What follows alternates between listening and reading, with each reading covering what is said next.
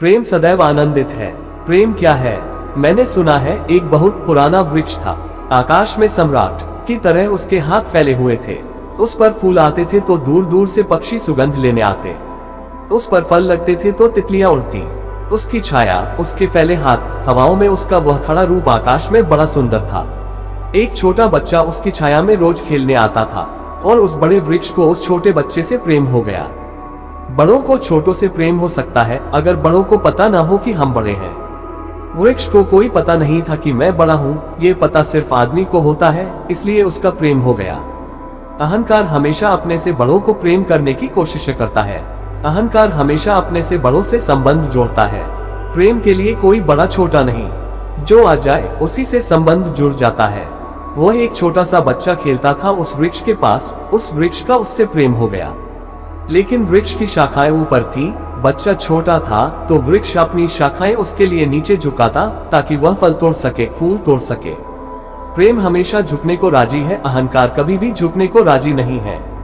अहंकार के पास जाएंगे तो अहंकार के हाथ और ऊपर उठ जाएंगे ताकि आप उन्हें छू न सके, क्योंकि जिसे छू लिया जाए वह छोटा आदमी है, जिसे न छुआ जा सके, दूर सिंहासन पर दिल्ली में हो, वह बड़ा आदमी है। वह वृक्ष की शाखाएं नीचे झुकाती जब वह बच्चा खेलता हुआ आता, और जब बच्चा उसके फूल तोड़ लेता तो वह वृक्ष बहुत खुश होता। उसके प्राण आनंद से भर जाते। प्रेम जब भी कुछ दे पाता है तब खुश हो जाता है। अहंकार जब भी कुछ ले पाता है तभी खुश होता है। फिर वह बच्चा बड़ा होने लगा। वह कभी उसकी छाया में सोता, कभी उसके फल खाता, कभी उसके फूलों का ताज बनाकर पहनता और जंगल का सम्राट हो जाता। प्रेम के फूल जिसके पास भी बरसते हैं वही सम्राट हो जाता है, और जहां भी अहंकार घिरता है वही सब अंधेरा हो जाता है, आदमी दीन और दरिद्र हो जाता है। वह लड़का फूलों का ताज पहनता और नाचता और वह वृक्ष बहुत खुश होता, उसके प्राण आनंद से भर जाते। हवाएं सनसनाती और वह गीत गाता। फिर लड़का और बड़ा हुआ, वह वृक्ष के ऊपर भी चढ़ने लगा, उसकी शाखाओं से झूलने भी लगा। वह उसकी शाखाओं पर विश्राम भी करता और वृक्ष बहुत आनंदित होता। प्रेम आनंदित होता है जब प्रेम किसी के लिए छाया बन जाता है। अहंकार आनंदित होता है जब किसी की छाया छीन लेता है। लेकिन लड़का बड़ा होता चला गया, दिन बढ़ते चले गए। जब लड़का बड़ा हो गया तो उसे और दूसरे काम भी दुनिया में आ गए, महत्वाकांक्षाएं आ गई। उसे परीक्षाएं पास करनी थी, उसे मित्रों को जीतना था। वो फिर कभी कभी आता, कभी नहीं भी आता, लेकिन वृक्ष उसकी प्रतीक्षा करता कि वह आए, वह आए। उसके सारे प्राण पुकारते कि आओ आओ। प्रेम निरंतर प्रतीक्षा करता है कि आओ आओ। प्रेम एक प्रतीक्षा है, एक अवेटिंग है। लेकिन वह कभी आता, कभी नहीं आता तो वृक्ष उदास हो जाता। प्रेम की एक ही उदासी है, जब वह बांट नहीं पाता तो उदास हो जाता है, जब वह दे नहीं पाता तो उदास हो जाता है। और प्रेम की एक ही धन्यता है कि जब वह बांट देता है, लुटा देता है तो वह आनंदित हो जाता है। फिर लड़का और बड़ा होता चला गया और वृक्ष के पास आने के दिन कम होते चले गए। जो आदमी जितना बड़ा होता चला जाता है महत्वाकांक्षा के जगत में, प्रेम के निकट आने की सुविधा उतनी ही कम होती चली जाती है। उस लड़के की एम्बिशन, महत्वाकांक्षा बढ़ रही थी। कहाँ वृक्ष, कहाँ जाना। फिर एक दिन वहां से निकलता था तो वृक्ष ने उसे कहा, सुनो। हवाओं में उसकी आवाज गूंजी कि सुनो, तुम आते नहीं, मैं प्रतीक्षा करता हूँ। मैं तुम्हारे लिए प्रतीक्षा करता हूँ, राह देखता हूँ, बात जोहता हूँ। उस लड़के ने कहा, क्या है तुम्हारे पास जो मैं आऊं? मुझे रुपये चाहिए। हमेशा अहंकार पूछता है कि क्या है तुम्हारे पास जो मैं आऊं? अहंकार मानता है कि कुछ हो तो मैं आऊं, न कुछ हो तो आने की कोई जरूरत नहीं। अहंकार एक प्रयोजन है, एक पर्पस है। प्रयोजन पूरा होता हो तो मैं आऊं, अगर कोई प्रयोजन ना हो तो आने की जरूरत क्या है। और प्रेम निष्प्रयोजन है, प्रेम का कोई प्रयोजन नहीं। प्रेम अपने में ही अपना प्रयोजन है, वह बिल्कुल पर्पसलेस है। वृक्ष तो चौंक गया। उसने कहा कि तुम तभी आओगे जब मैं कुछ तुम्हें दे सकूं। मैं तुम्हें सब दे सकता हूं, क्योंकि प्रेम कुछ भी रोकना नहीं चाहता। जो रोक ले वह प्रेम नहीं है। अहंकार रोकता है, प्रेम तो बेशक दे देता है, लेकिन रुपये मेरे पास नहीं है।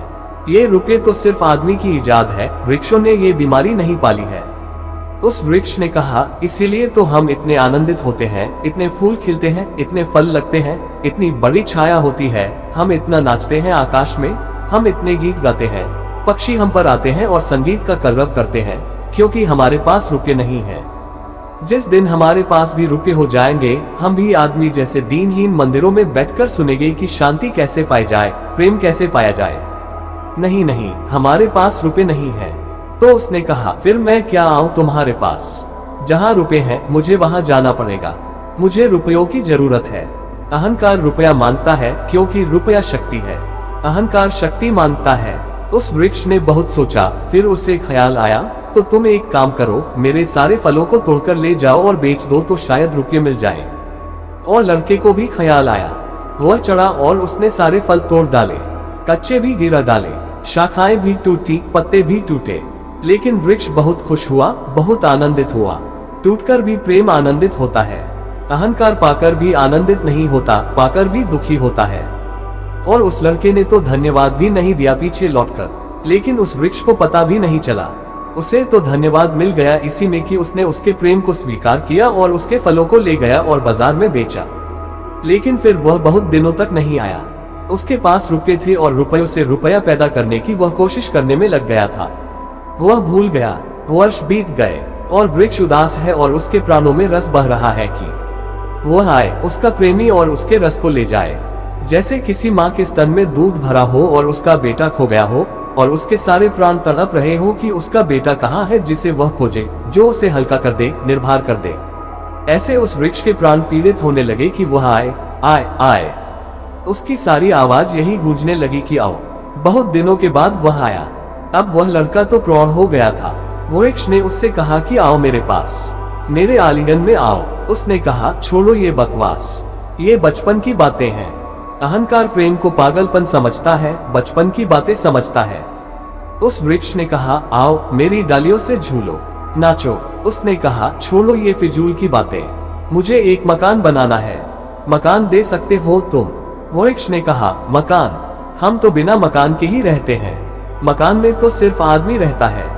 दुनिया में और कोई मकान में नहीं रहता, सिर्फ आदमी रहता है। सो देखते हो आदमी की हालत, मकान में रहने वाले आदमी की हालत। उसके मकान जितने बड़े होते जाते हैं, आदमी उतना छोटा होता चला जाता है।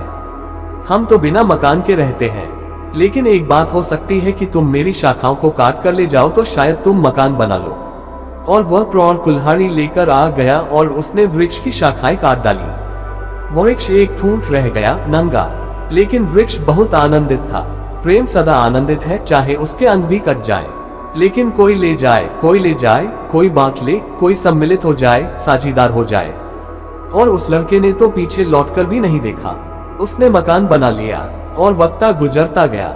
वह ठूंठ राह देखता, वह चिल्लाना चाहता, लेकिन अब उसके पास पत्ते भी नहीं थे, शाखाएं भी नहीं थी। हवाएं आती और वह बोल भी न पाता, बुला भी न पाता। लेकिन उसके प्राणों में तो एक ही गूंज थी कि आओ, आओ। और बहुत दिन बीत गए।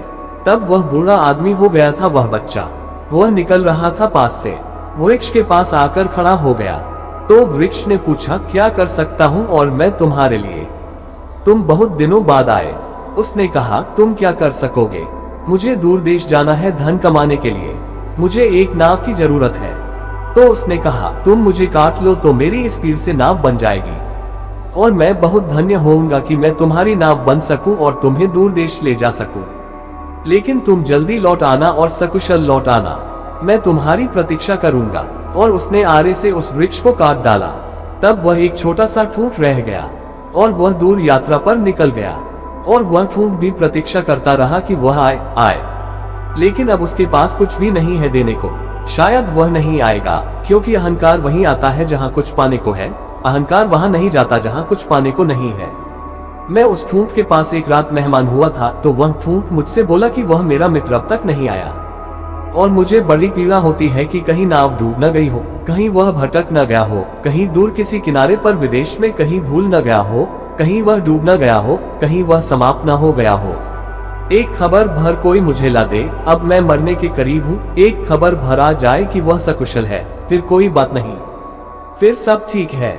अब तो मेरे पास देने को कुछ भी नहीं है, इसलिए बुलाऊं भी तो शायद वह नहीं आएगा, क्योंकि वह लेने की ही भाषा समझता है। अहंकार लेने की भाषा समझता है, प्रेम देने की भाषा है। इससे ज्यादा और कुछ मैं नहीं कहूंगा। जीवन एक ऐसा वृक्ष बन जाए और उस वृक्ष की शाखाएं अनंत तक फैल जाएं, सब उसकी छाया में हो और सब तक उसकी बाहें फैल जाएं, तो पता चल सकता है कि प्रेम क्या है।